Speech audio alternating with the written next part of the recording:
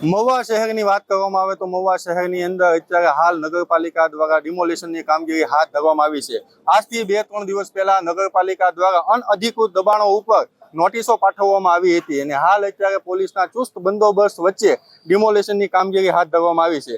વાત કરવામાં આવે તો પાઉંભાજીની લારી હોય, પાણીપુરીની લારી હોય, સેન્ડવિચની લારી હોય અને શાકભાજીની અનઅધિકૃત જેટલા પણ દબાણો હતા તે તમામ દબાણો ઉપર અત્યારે નગરપાલિકાનું બુલડોઝર ચલાવવામાં આવી રહ્યું છે।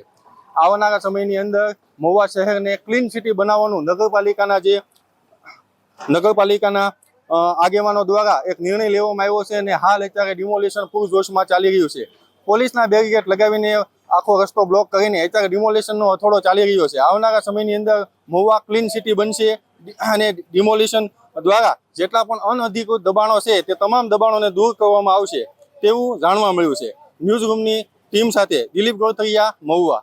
અત્યારે જ ન્યૂઝરૂમ ગુજરાતની યુટ્યુબ ચેનલને સબસ્ક્રાઇબ કરો અને ઇન્સ્ટાગ્રામ અને ફેસબુક પર ફોલો કરો। અપડેટ રહો, સત્યની સાથે રહો।